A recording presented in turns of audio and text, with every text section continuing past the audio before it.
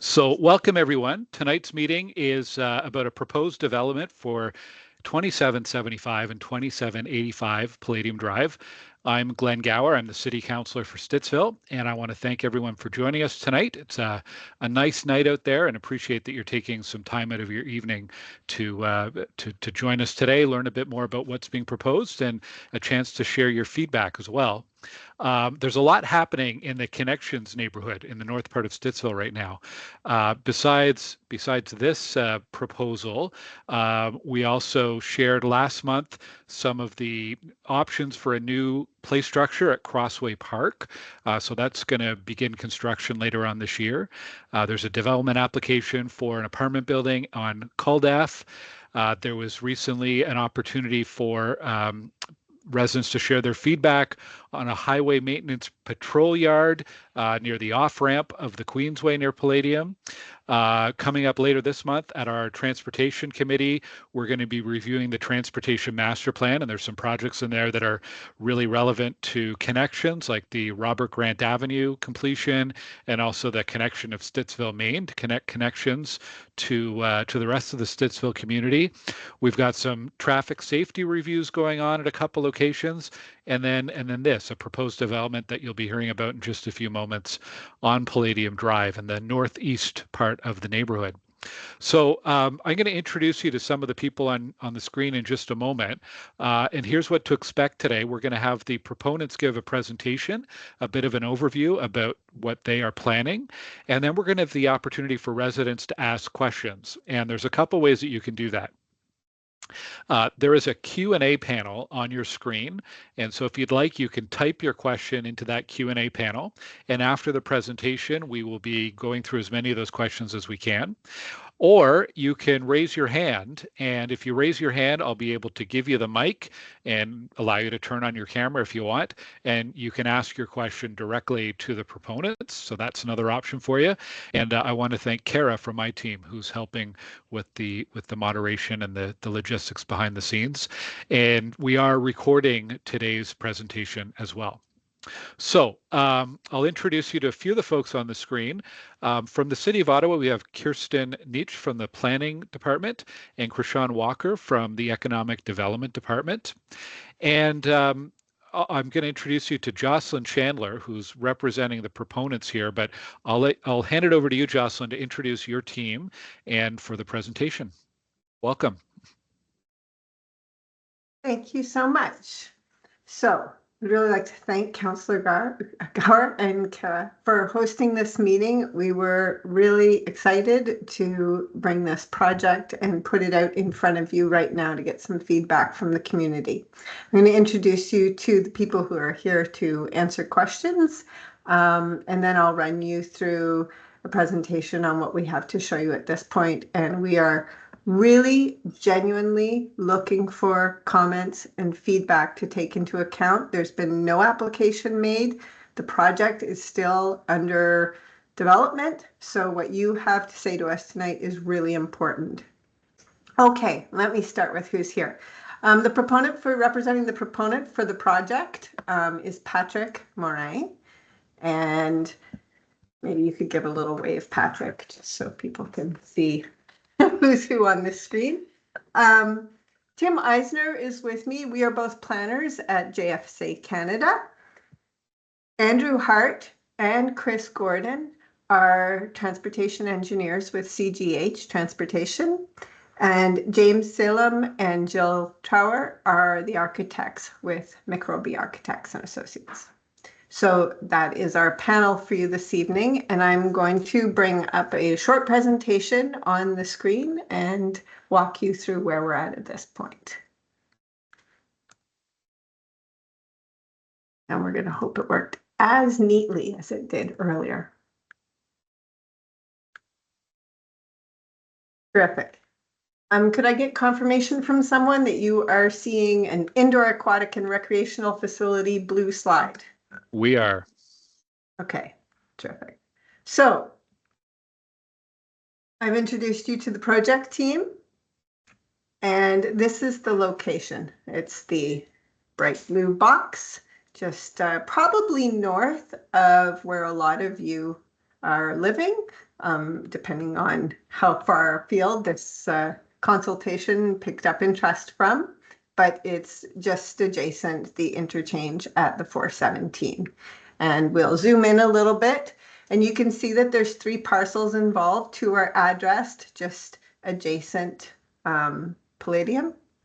And then there's 1 just over between those 2 parcels and the stormwater management pond on either side of Culdaff. And many of you are likely familiar with the recently approved 6-story residential apartment building that we've just pasted in there under the development to give you an idea of context. And you can see in the corner that we've put that blue rectangle at the back, so you can see where it is in relation to it. So we know that there's going to be some questions about transportation. The existing roads are shown here, adjacent to the parcel of land, Doreen Avenue, and then of course Culdaff, which isn't drawn in, that runs up to the north from Doreen between the 2 parcels that the proposal's on. And the reason we're showing you that is to illustrate the other connections that you may or may not be aware of that are coming into the neighborhood. So fairly imminent is that extension to the Stittsville Main Street that will come up in the blue dashes. The other 2 are the east-west collector coming off of Carp Road, that's the red, and Robert Grant Avenue, that's the yellow. And both of those, the timing as we understand it is not fixed, but they are going to be driven by development. So here's the conceptual site plan right now. And as I explained earlier, this is a project under development. This is the location. I'm going to zoom in on it. And here's what is the conceptual plan on the table right now. There are 2 6-story hotels, and they are on the highway side of the development. So to the north, set away from the residential parcels that are south of the property. There's an indoor aquatic center that's on the Palladium Drive side, and connecting one of the 6-story hotels and the aquatic center is a family entertainment center. The remainder of the space will be parking and landscaping that will be associated with these structures. A high-level look at the planning that's involved. Right now, this area is designated as mixed industrial. So that's the light blue, and we've got a little box around the site there. That's what the official plan has in it right now. And the current zoning on the site is an industrial business park. And it does permit restaurants and hotels and a host of other uses that we've put here in writing. And I can come back to this slide at any point if anybody wants to look at them in more detail. But right now, I just want to bring you through what we have available as information. So as I said, the current is industrial business park. There is right now, the city is redoing their zoning. You may be aware of that. And the proposal is to turn it into a mixed industrial zone. And that it will have similar uses. For us, the planning applications that this project would have to go through are, we don't need to have an official plan amendment, but in discussions with city staff, they have recommended, and we agree that we will go through an official plan amendment, because right now, the official plan, which is the guideline document, sort of at a large scale for different types of land uses that happen in the city, it does not have an indoor aquatic and recreational facility as a land use, and therefore there aren't really any good policies to apply to this type of proposal. So we're going to go through an official plan amendment so that policies can be created that apply to this proposal. At the same time, we will do a zoning bylaw amendment. And as I explained, right now it's business park industrial. The city is planning to change this through their citywide zoning bylaw amendment to did I say mixed industrial? What we're going to propose is to turn it into a general mixed use, which will accommodate the facilities, which was the indoor aquatic and recreational facility, the 2 hotels, the restaurant, and the family entertainment center. We will change it under the current zoning bylaw or under the future zoning bylaw, but one way or the other, the zoning will accommodate these uses. So what they call it in the end isn't particularly relevant at this point, but that would sort out through the process of the application. We will also be going through a site plan control amendment, and that is usually what gets most local residents' attention and where the most interesting things are from a community perspective. That is the application that deals with how the site actually operates and the design details. So it covers the parking, it covers the landscaping, it covers the stormwater management and the services. So while we'll be going through these sort of concurrently, but the application that usually has the most interesting information in it is the site plan control application. And by the time we get around to putting an application, there'll be a lot more details sorted out on those particular aspects. So just from a local perspective, there are some benefits that I think are worth highlighting. So as we mentioned, there's these 2 6-story hotels, 150 rooms.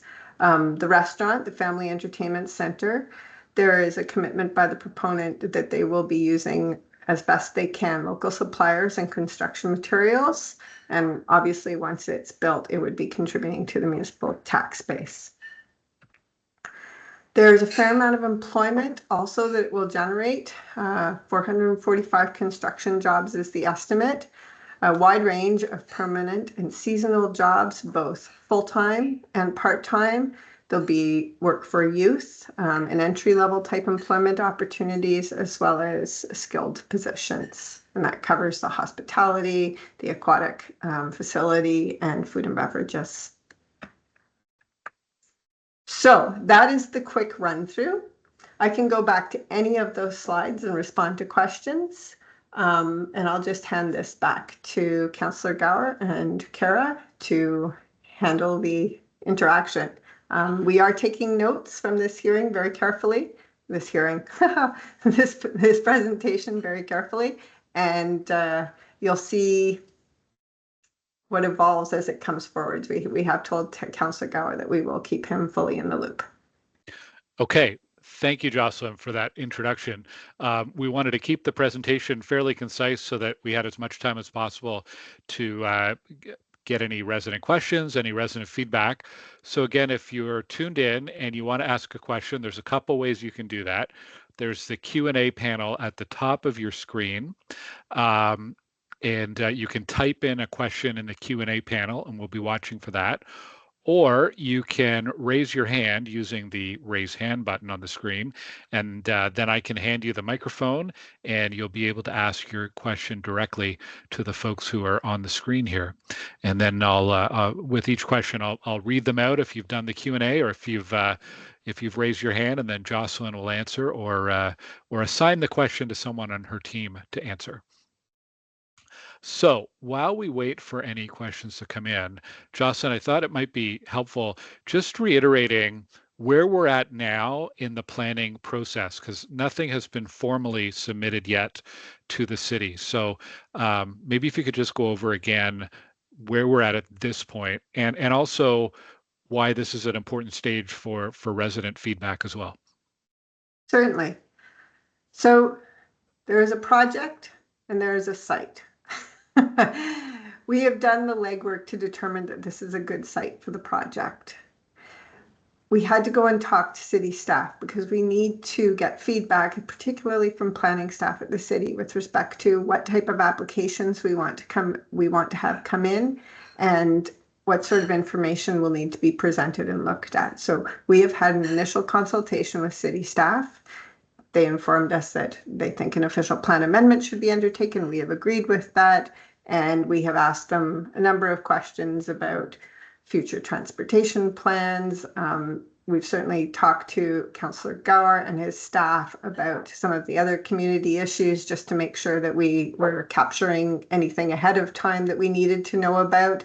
But the design from this point has been, here's what we are expecting to put on the site. Here is an arrangement of those structures with parking and landscaping that, as a first blush, we think will work quite well in terms of considering residential uses, the location of the highway, and transportation.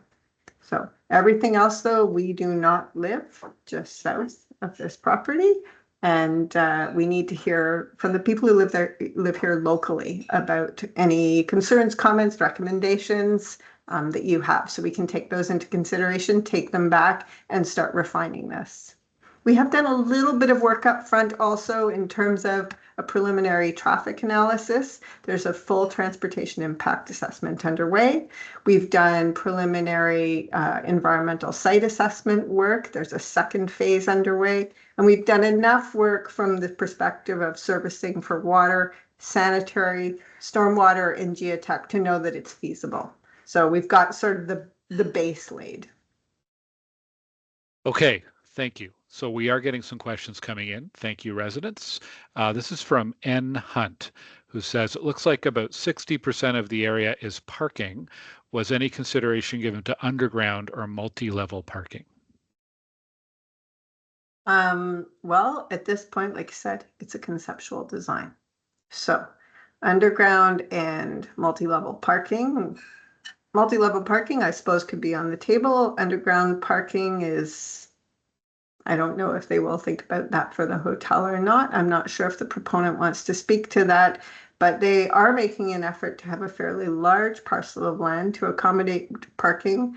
But what you're looking at there is parking and landscaping. And I will say the city has canopy coverage targets, which are part of stormwater management and climate change mitigation. You have to put a lot more trees and a lot more green in parking now than you used to. There's no great big asphalt expanses anymore, and you need the land area to be able to do that. Okay. And another question from N. Hunt is, who is the landowner? Who will operate the aquatic center? Who will operate the hotels? And why build 2 hotels? I'm going to pass that to Patrick Morin, who is the proponent for the project. Yes, hi. In terms of the landowner and that's still at this phase, we're trying to collect the information, but we have to, due to competitive reasons, that's confidential right now. We're moving towards on that. It is the developer that is moving forward on this will be the one operating the full facility, the full property for the hotels and the family entertainment center and the aquatic center. And then the 2 hotels is just based on looking at supporting the services that we're going to have within the family entertainment center and within the aquatic center, and offering additional hotel rooms to help support in the area. So it's for those reasons really kind of why the 2 hotels and the way we're laying out the proposed site plan. Okay. Question from YV. Are these 3 or 4-star properties? Yeah, so our goal for this is obviously to go for the highest quality we can that really meets the needs of providing the whole experience we have within the property. So I'm going to be leaning more towards the 4 side. I'm not the one who provides the ratings, but all I can do is really talk about the experience we're trying to create within our properties. Okay, thank you. Robert asks, do you have any details of what will be included in the aquatic center? For example, pool size, amenities, or what kind of activities would be run there? Yeah, so we're still in the early stages of kind of trying to finalize what's fully going to be within the indoor aquatic center and what all the program we're offering. Obviously, it will have pools and other water-based activities and attractions, and really trying to have a way that it can meet all age groups and really meet those needs, and really open to also supporting other community-based needs in terms of potentially like swimming lessons or other needs of the community within the facility. Okay. So a similar question from Dimitro, who asks, what kind of facilities would be in the family entertainment center? Yeah, so for us there, again, the focus will be on trying to do a unique combination of the types of things you see in the standard family entertainment center. So combination of, say, arcade-based games or redemption-based games to trade back for, the typical things you see, trading back for toys or or that within there, but also other activities that you can get the family more physically involved. Again, the final things that we have to decide on what's the right combination. But if you think of things that you see in family entertainment center, those are all on the board now. We're looking at whether it's like mini golf or there's what do you call it, the laser tag. So it's a combination of looking at those things you see in typical family entertainment centers and putting the right combination in there. Okay, I just want to see, checking if anyone's got a hand up. So I'm not just reading the Q&A. Okay, no hands up, so I'll continue on the Q&A part. Taylor asks, what is the project timeline? When do you expect to break ground and the duration of construction? And Taylor adds, looks fantastic, by the way. We think it's fantastic too, actually. So nice to know that that's coming across. Timelines. Well, there's the aspirational timelines that I can give you right now. It's going to take us a while to do the detailed work. This is the conceptual stage, but we would like to see applications in before the fall. So the work will be done from now forwards, and I think you can expect to see applications in before the fall. It's about a 6-month timeline to get through all those planning processes, provided that we, don't hit any major stumbling blocks. And so conceivably with building permits, construction could start next spring. That would be spring 2026. Okay. And a question from Siddharth, who asks, will the primary access to the new entertainment district be via Doreen, followed by a right turn onto Culdaff? And if so, isn't the width of Culdaff too small to handle the expected traffic? So I am going to pass this to Andrew Hart, who's our technical expert on transportation. Yeah, no, for sure. Thanks for the question. The design of Culdaff is, I think it's set to a wider than a local road, but it should be able to support this facility on there from a width perspective. A lane in, lane out. If we need to facilitate any improvements at an intersection, we'll be looking at that at our next steps. But no concerns right now for supporting this with the residential and that new apartment adjacent to it. So should be good going forward. Okay. Question from Allison. I know you had a couple questions, Allison. I think we answered your first one. Your second one was, is the traffic to this development expected to jump so much that it warrants the addition of 2 hotels? And I wonder if Allison is not thinking of road traffic, but just is there enough market demand that would warrant the addition of 2 hotels? The market demand question has to go to Patrick. Okay. Yeah, so when we've looked at this area, we did our feasibility studies and looked at, and we're seeing high growth in the overall region here within the community and in the greater Ottawa area to really support this and support the services we want to offer within the site plan and what we're offering here, but also to further support any needs for travel in the area, business stays and that, et cetera, to really look at it holistically to support these hotels. Okay. Allison, I hope I've interpreted your question properly. If not, if you could just clarify, or you can ask another question there in the Q&A. We have another question about traffic from just an initial, the letter A, who writes, it's highly unlikely that traffic volume will increase with all the new developments. I understand studies are underway. Are there plans or discussions to mitigate the adverse impact of traffic through either increasing the size of roads heading in or out of the neighborhood, or creating a viaduct, like a pedestrian bridge across the highway to destinations on the other side? Jocelyn, maybe I'll let your team answer first, and I may have some extra context because it is kind of a city planning question as well. Well, I will leave the viaduct over the highway to you, Councillor Gower, but I think I will ask Chris Gordon to speak to sort of traffic management and expectations. Sure, thank you. Jocelyn, if you're still controlling the screen, can you go back to slide 7? Sure. maybe. Let's see. You're going to test me. Look at that. Here we go. Okay. So the question is a good one, and of course, as development comes along, it does typically generate more traffic of all different modes to and from the various sites. What's interesting though is that this has been considered in a much larger master plan, if you will.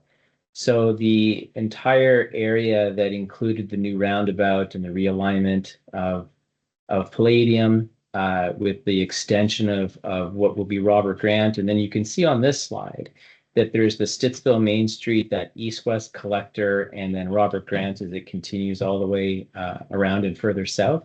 So the use and the location of this site, yes, it will generate traffic unto itself, but it has been considered within a larger plan. And as Councillor Gower was mentioning at the beginning, the transportation master plan is underway. Priorities like Robert Grant are on the list for the city to work on, the Stittsville Main Street extension. So while it will generate additional traffic compared to what is there today, the network is also being planned to be constructed in parallel to accommodate those additional demands. That's a good summary, Chris. I can add a little bit of context. Well, specific to the question about the crossing over the Queensway, definitely recognize right now there's not a safe way for pedestrians or cyclists to get across the Queensway, a safe or a comfortable way. A couple of years ago, the city went through a environmental assessment process for Huntmar Drive to figure out what the design of Huntmar should be like when it's upgraded between Maple Grove and all the way up past Tanger Outlets, I think all the way to Richardson Side Road. And when that is done, it would include adding proper sidewalks and a bike path on the bridge, the Huntmar Bridge over the Queensway. One of the challenges is the bridges over the Queensway are owned by the province, and they actually redid that bridge about a decade ago, and it was a huge missed opportunity that the city didn't insist on that being widened and sidewalks added then, but we're trying to play catch up now. Another option identified when we did that Huntmar planning was a pedestrian crossing just a little bit east of Canadian Tire Center to give a way to get over the Queensway. So there are a couple options. It depends a bit on funding. It depends a bit on timing, but definitely we recognize we need a better way to get across the Queensway for people who aren't in a car. And the last thing I wanted to mention, just timing, that connection from the connections community to Stittsville Main Street, sort of through Jackson Trails, is a relatively low cost and identified as a high priority for the city in the transportation master plan. I really hesitant to guess on when it might start. This year, we're starting construction on Carp Road. I suspect that Stittsville Main Street will see construction starting hopefully within 2 or 3 years. So that's a really important connection, though, because ironically, the neighborhood that's called Connections is one of the least connected neighborhoods. You've only got one way in and out on Palladium Drive. And when there's big events at Canadian Tire Center, for example, it's a huge issue. So really big priority to get some of these new road connections built ASAP. And I would hope that we'd have some of these in place or very well underway by the time any of the new developments happen in this neighborhood. Anyhow, that's a lot of info. I've bit long-winded there, but there was another question going back from Dimitro asking if the city would consider installing a noise fence along Stittsville Main due to the additional traffic in the area. And Dimitro, I'd have to follow up separately on that one because I'm not sure what the design plan is for that kind of street. I have a feeling there's not typically a noise fence for a street like that, but we'd have to check on that for sure. Will asks, how large is the planned restaurant? I will pass that to Patrick. Yeah, so we don't have an exact number right now, but it will be on the larger size of the restaurant, because when we look at the site plan, we're really having that restaurant to service both the day visitors to the indoor aquatic center, people coming to participate at the family entertainment center, and also visitors that within the hotel. So without having an exact number now, we'll be on the larger side to really support all the different uses we have within the property. Okay. Lucas asks, is there any idea of how many stories high the aquatic center will be? I can hand that to Jill from McRoby Architects. Sure. So the height of the aquatic center would not be developed yet. It's design underway, but it would not exceed, and it certainly would be quite a bit less than any other height on the building site there. And as you can see, the hotels would be taller. Okay. Allison, I asked to correct me if I misinterpreted her question, and I did misinterpret it. So I'll just read out what Allison wrote. She says, my original concern was traffic to the area, as Connections is a very small community with persistent parking and traffic issues on Doreen, and she worries that with this increased traffic, it would exacerbate existing issues. I don't know, Jocelyn, if your team wants to add any more to on that. We've chatted a bit about it so far. Yeah, I mean, as I said, there has been an initial traffic analysis done. CGH Transportation in particular was retained because they have a fairly extensive history with this neighborhood and the master planning that's been done around it. Chris can speak to that some more. There are also bus connections and maybe long-term an LRT connection that's quite local. But Chris, did you have any other information you'd like to add?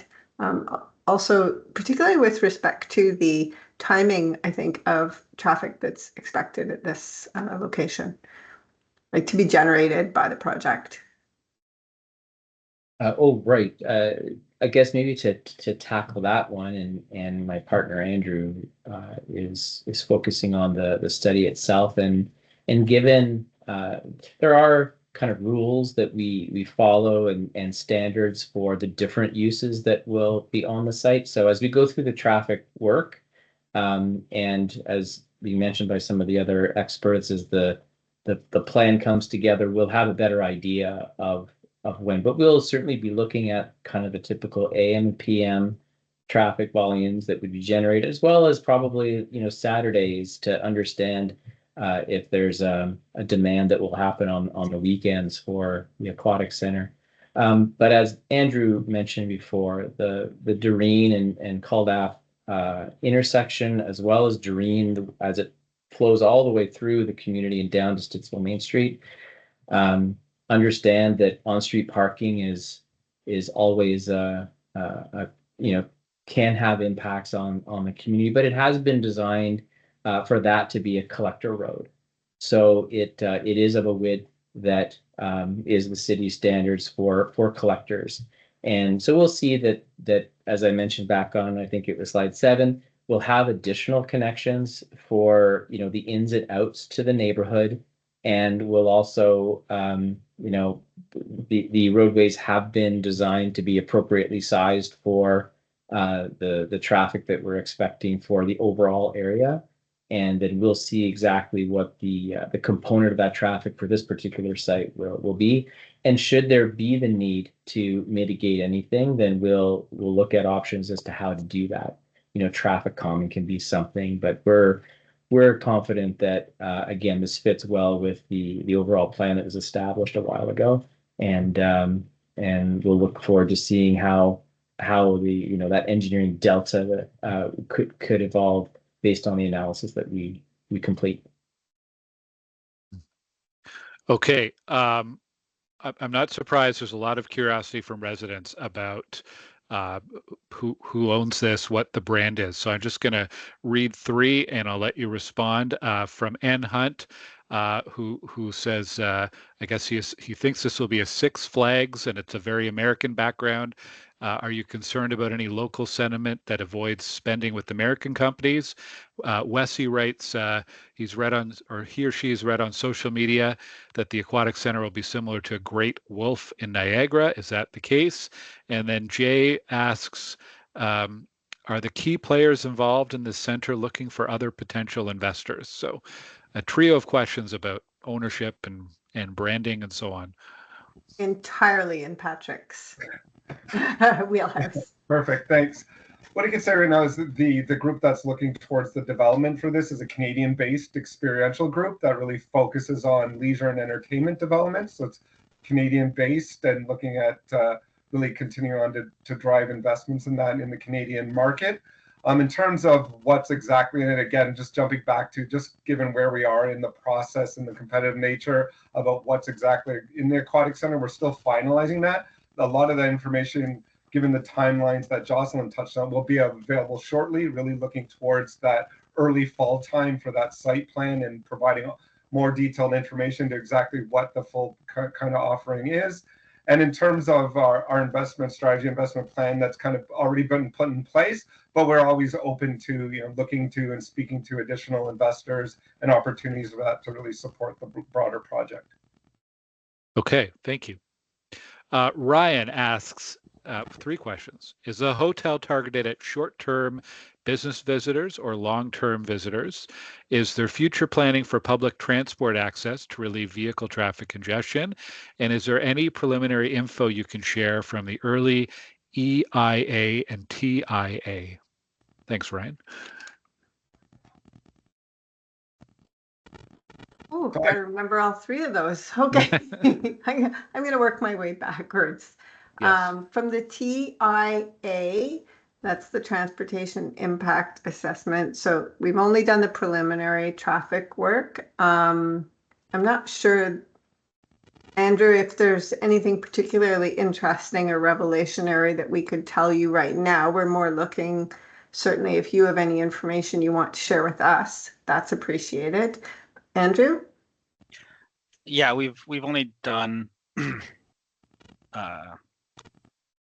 analysis to check analysis to check if this is consistent with the overall community plan that was done quite a few years ago now, and make sure we're comfortable with that and it's supportive, and we're confident it is. I'll actually jump into the transit as well. When we're doing the community overall, the design of Doreen and then down to Stittsville, Maine was designed to be supportive of local transit routes. So it's not really within our control, but when routes need to connect through Doreen and down Stittsville, Maine, they will be supported, two-way. Even if you look at Doreen where it turns down towards Stittsville, Maine, it kind of flares out in that location. That's actually even to support two-way buses at the same time if they happen to be passing at that same instance. So things like that have been considered within the community, and it is supportive. So it could happen.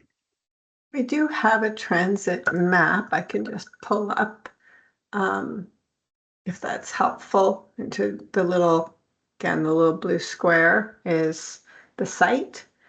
And so there is some public transit available, at least adjacent along Palladium. And there's that potential future LRT station. Yeah, the stops are at the intersection of Palladium and Doreen, so right at the roundabout. So even without the extension of that service through Doreen and down to Stittsville, Maine, it is running right past this site. So you could be doing that, I guess, day one of the site opening. Okay. And then the short-term or long-term visitors, what kind of hotel stays do you expect? Yeah, I could jump in for that one. So for us, the primary use case for the hotels really is to support the broader activities we're going to provide within the Family Entertainment Center in the Indoor Aquatic Center is kind of that first usage, but then also looking to really support broader occupancy, and our hotels would support whether it's business visitors or other visitors to the area. So really kind of a mixture of all 3 of those. One of the questions was also, sorry, about EIA, I think I'm going to presume we're talking about an environmental impact statement. No findings. No particular work has been done at the moment, but we have done sort of the background due diligence, and we are aware of the fact that there's a green space that's quite low and fairly moist between this site and the highway. Part of it is owned by the Conservation Authority, and I believe part of it by MTO. There is an easement that runs between the site and those lands that will is managed by the City of Ottawa, because there's a deep, large storm sewer that runs under it. So while there will be an EIS undertaken, certainly to make sure that any environmental considerations are taken into account, I'm not expecting it to come up with anything particularly interesting. Certainly, if there's any mitigation required, that will be implemented. There was one other question in there, Councillor Gower, that I'm not sure what it was. Okay, let me go back. There was the short-term visitors or long-term visitors, public transport, and then the TIA and EIA. So I think we got all three from Ryan there. Okay. Okay, from James. James writes, I don't see the restaurant on the site map. Is it inside the hotel? So the restaurant will be designed to really support multiple areas within the facility. So it'll be more in somewhere within that family entertainment center in order for us to support people coming, either day visitors or coming specific to the restaurant, or servicing the hotel and the indoor aquatic center. So it would be somewhere within that broader building there. Thank you. Okay, thank you. Will asks, is there a concern that the parking lots will be filled with Canadian Tire Center attendees instead of Hotel Aquatic Center guests? Wow, that's a great question. Is there a concern? Patrick or Andrew?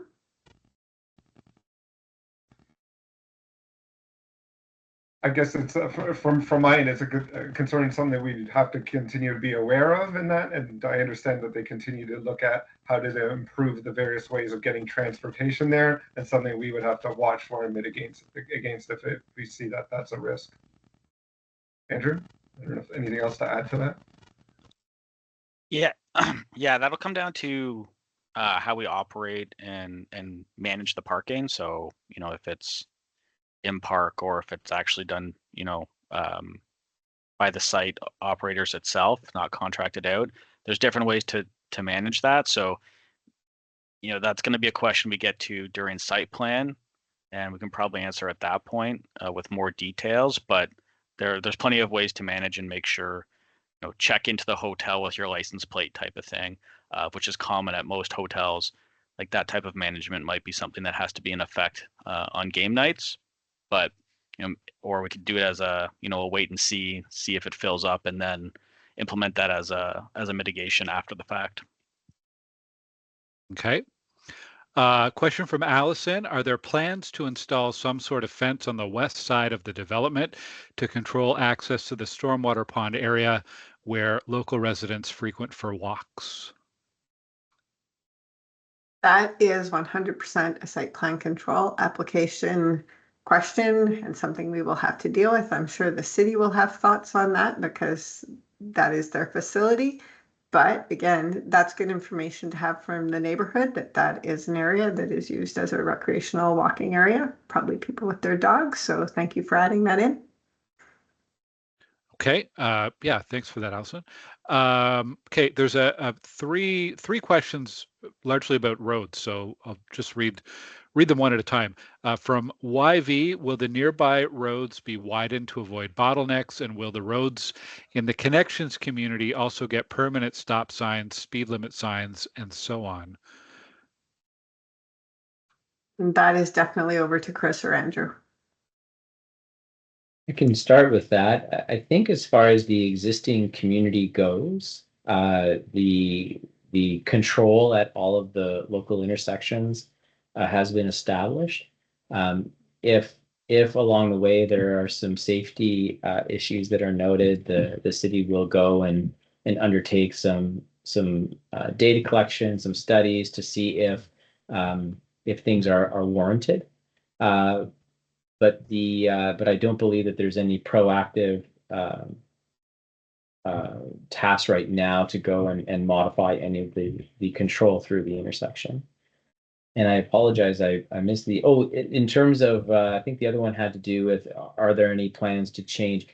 There are no plans to change the existing roads that are there, just what I was mentioning before, which are to add different connections so traffic can be distributed, throughout the community and in the different directions based on the plan that had been established several years ago, and the city is moving forward at implementing through the TMP and development charters. I could also add too, there are a number of programs and processes that we can do to look at traffic at any time. And we do have a few locations in this community where we've been doing traffic reviews to see if different intersections qualify for a stop sign, four-way stop, or a pedestrian crosswalk. We've had some requests about winter parking restrictions. So we do have a number of studies in progress for this neighborhood.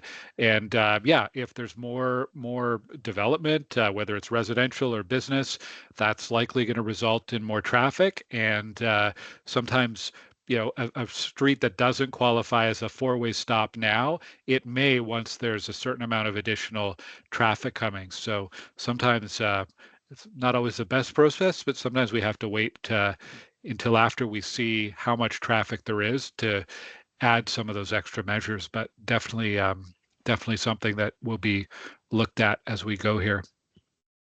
So Siddharth asks, is it possible to design the traffic flow so that vehicles bound for the entertainment district, so the hotel and aquatic, do not pass through or impact the residents of the connections area? Some parts of the neighborhood are commonly used by residents for walking, and Siddharth wants to preserve their safety and quality of life.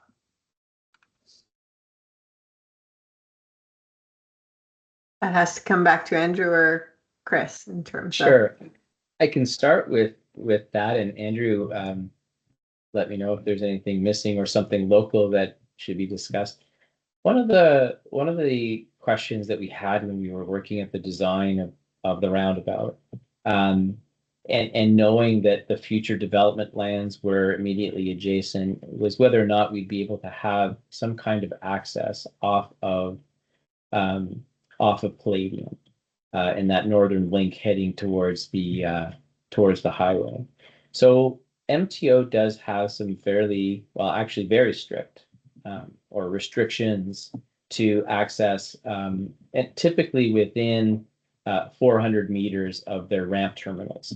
So if you take a look and where there will be a new signalized intersection at the ramp terminal, just like there is on the north side of the interchange. So basically from there to the roundabout is even just a little bit less than 400 meters. So the location of that roundabout predominantly was governed by the MTO requirement. So very unlikely that we'd be able to get any kind of access off. We can always take a look at it and ask them and see if there's a way to mitigate it. But the intention is for traffic to go through the roundabout, use Doreen and Culdaff to get through and up to the intersection. The one thing that I'll say, and I know there was some comments about how busy Doreen is with parking and so forth, and but it being a collector roadway, and it has been designed with the pedestrian and active modes in mind, where sidewalks have been installed just to make sure that in all seasons there is a safe path for pedestrians to make their way in and out of the community. Okay, and this is, I think, more of a comment than a question. So Allison says Doreen is insufficient to be a collector roadway when cars are parked on both sides, which is the case 24/7. The current parking allowance reduces the width to one lane. This will only get worse once the planned apartment complex on Culdaff is built. So I don't think it's a question, just a comment. But Allison, I will say one of the things we've been looking at is doing some studies around the parking just to assess whether or not we can reduce the parking, whether it's seasonal winter parking restrictions for Doreen and other streets, or whether there's other restrictions that need to be added there. I will say one of the challenges, if you remove parking completely from these streets, it widens that street up visually, which does encourage drivers to go faster. So parking on one or both sides does have effect of visually narrowing the road and slowing down traffic. Andrew, I saw your hand go up there. Yeah, I was hoping just to add on to that Sure. this section of Doreen, there's nothing there right now. So it's kind of like this empty space that people can take advantage of and park there because there's no demand, nothing that's going there except just kind of traveling through. So, it's, you're just kind of taking advantage of the situation. So I think the comment your Councillor Gower has said about reviewing the parking, this is something that does come from, community engagement and feedback to the city, is to then, after it's built, after you see how it's being used, to identify and go in and put those parking restrictions. So I would guess that you're going to see parking restrictions on one side of Doreen to maintain that two-way traffic flow going forward, especially once the apartment goes in and once this starts to be considered, filling in these gaps in this corner of Doreen and Palladium Robert Grant. So I think you'll probably see some improvements of this going forward as, the use of it increases and people start to focus on it and ask for those changes. So I'm pretty confident this will improve and get better, for everyone in the community in a pretty short time.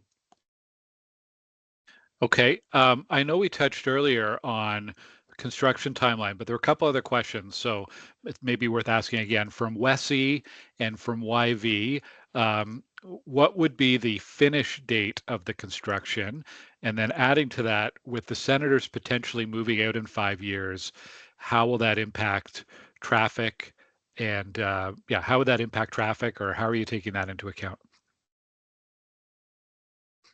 I would love to give you guys a finished date, but when we're developing land, we have a number of things we have to work with. Is we will take the information back from this session, do some more work on the detailed design, get through some studies, make any adjustments we need to, and then the application itself. So the application has to be complete. We have to have everything complete before the city will accept it, and that starts clocks ticking for like legislative timelines for the different applications. Like I said, we'd really like to get this application in before early fall. And then once those applications are considered complete by the city, it's about a 6-month timeline before we would see approvals. If everything goes smoothly, then there's building permits that need to be issued and then construction to get in the ground. So how long does it take to build these facilities? We can ask Patrick and see if he knows. But I know that they would like to get construction underway, in early or spring 2026. How long does it take to build, Patrick? Yeah, so there's obviously a window and variation on there, but it's probably looking somewhere, like if I took the average coming out there, somewhere in between the 15 to 17 months to build this out. So obviously we want it done as quick as possible and operational. So really trying to tighten those timelines and build out our plans to overlap and synchronize the various parts as they move along at the same time. Yeah, we will do it as efficiently as possible, and make it move as quickly as possible. But we'll try not to jinx it. Okay. We're almost at 8, but just 2 or 3 more questions. So we'll keep going here for a bit. Lucas asks, as part of this overall development, is there a plan to include environmentally friendly heating and cooling for all the proposed buildings, provide bird-friendly glass for the buildings, maintenance, long-term watering and upkeep for any proposed vegetation on the property to ensure their survival, and any solar panels on the buildings? So a lot in there, but all about sustainability.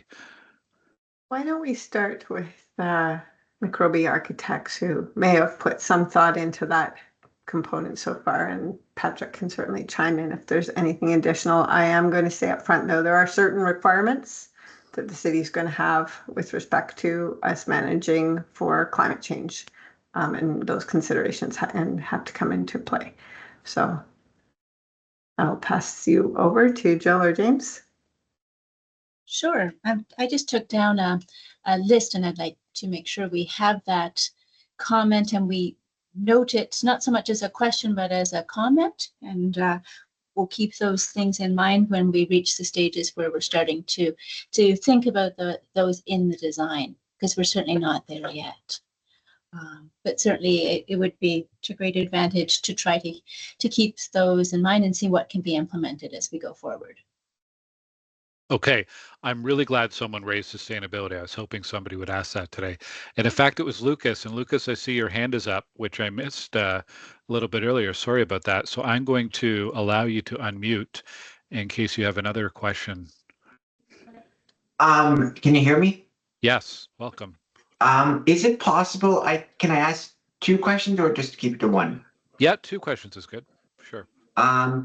So first off, I regarding the like the parking, like I understand with like with the parking, it like if it's a bit option of being partially underground or like elevated, but with the about like a grade parking, I think with the city having, even though if you have a lot of trees in between like the parking stalls, like I find I can be still like can cause like a lot of heat island effect despite with all the trees and the vegetation. So I feel like that's if you can try to mitigate as much as possible, because it's not like you know, if you can compare to that to the Canadian Tire Center parking lots that they could have right now, but it would be all the asphalt would be causing like generating a lot of heat, and I think that's what the city wants to avoid if possible. So as with all these residential developments, if they want to include parking at grade, but try to mitigate as much as possible. The city does have certain requirements for canopy coverage now, unlike when the Canadian Tire Center was built, and you will absolutely see trees in the parking lot. Okay, thank you. And second question is that I see that on I think that road to at the north, and I forget what name that is, that an official road at the top of the north end of the site? The one that's running between the site and the treed green space? Yes. Yeah, so it's not actually a road, it's an easement that the city has, which provides them access over a very large storm sewer that runs underneath it. So while it is part of the property, it won't really be touched because it's really the city's access so that they can get at well, actually, I shouldn't say that. It can be used for things like parking, but we have to keep the buildings off of it. And it will be maintained as something that they can access to get at the infrastructure underneath. Because I don't know, like the reason I was asking, like if that would be like an option for like the major, like the truck deliveries on that road and going along that terrain in the residential areas to avoid like the noise and stuff like that. Because I see there's a dead end road over at the north end of that Culdaff Road. So I just didn't know if that was if there was a reason of why. Yeah, so it's not a road, and as has been said, we actually probably can't get permission from MTO to have an access off of Palladium so close to their on-ramp, off-ramp infrastructure. But it's really just for city vehicles to be able to move along that transect. But they'd probably access it from the stormwater management pond, not from Palladium. Okay. I just wanted a clarification about that. Thank you. Okay, thanks very much, Lucas. Thanks for being here. Lucas kind of anticipated the last question we have here, which is from Ryan, which is with a large hotel, there'll be a lot of demand on service providers, And will there be access off Palladium for service providers to the facility to mitigate heavy vehicle traffic in the residential area? I know you've partly answered that, but I want to add, like, maybe that's a comment we're hearing from, is how can you reduce some of the heavier vehicles, service vehicles, from using Doreen and Culdaff? So do you guys have any additional comments on that? So I'll say first off that things like transportation and site operation will definitely come into consideration. We have to look at it as part of the site plan application. I'm not sure about the operation of the site. I know that Chris or Andrew could speak to maybe explain a little more about our limitations in terms of giving access to the site off of Palladium. If there's anything more to say other than MTO controls that access. Patrick, I don't know if you have anything to add with respect to the operations of the site. No, I don't have anything specific in terms of the traffic. I know in terms of trying to service the site, even for us, we try, I can't guarantee everything now, but for us, it's how do we maximize that on off-peak times and not peak times when guests are coming in or during rush hour parts. But that's something we can look at and try and maximize, but not something I could, guarantee. Okay. Comment is noted. Yes. Okay, and I think our final question for the evening's from Allison. Is the city studying how many vehicles can go through the Culdaff Doreen intersection per minute, and what is the peak traffic that can be for the developments? How much traffic is the development generating, and are you studying how many vehicles can go through Culdaff and Doreen per minute? So I'm just going to premise that by saying it sounds like, Councillor Gower, like you have some traffic monitoring going on right now. I'm not sure specifically what that is related to, but Andrew can certainly speak to what we will have to do as part of the transportation assessment in order to evaluate the impacts on the local streets from the development.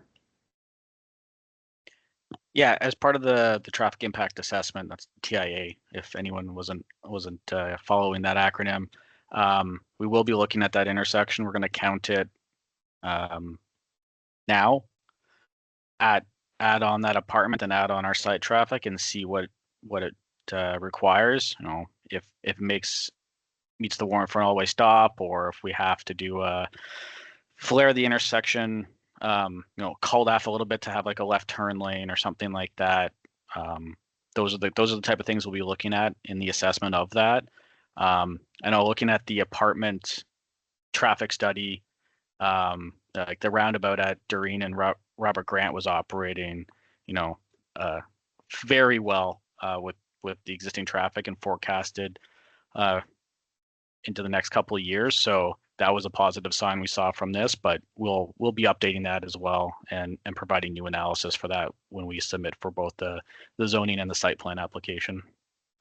And Jocelyn, we have some traffic counts that are going on near Doreen and Unity for potential pedestrian crosswalk. So we're looking specifically at that intersection. And there may be another, I'm going to say Crossway and Unity perhaps is another one we're doing.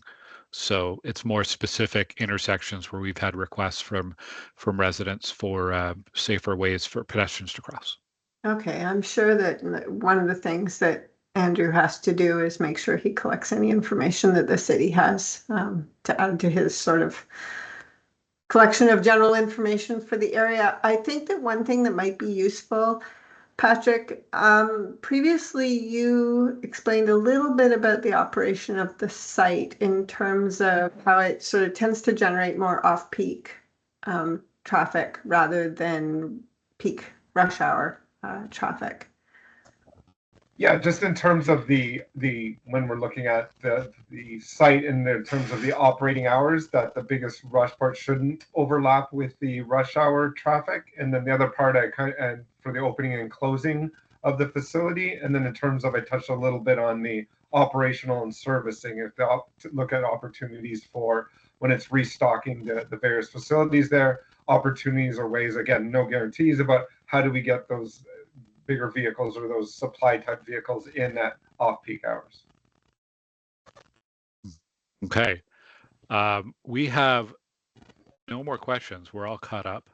I just want to add as a takeaway, throughout the call, myself and other presenters have talked about different upcoming transportation projects or traffic studies or the park and so on. I think as a takeaway, I'll try to do it this week. We'll do a post on my website just summarizing some of these city projects that are very relevant to the Connections neighborhood so that folks have a bit more context, especially around the transportation piece. So we'll get that up soon on my website.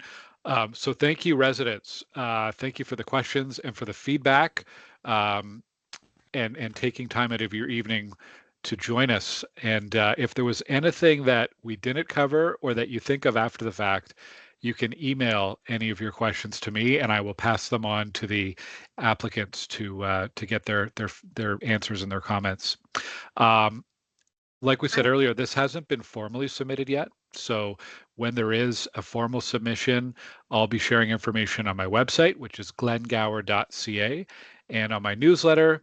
And I have a YouTube channel as well. So lots of ways that you can sign up or subscribe for updates about what's happening in the neighborhood. And with that, I want to say a big thank you to Jocelyn and the entire applicant team. Thank you for joining us tonight. Thank you to city staff, Kirsten and Krishan. And thanks to Kara for all of her help behind the scenes with all the questions coming in. And I hope everybody has a great evening. Take care. Thank you very much. Thank you, everyone.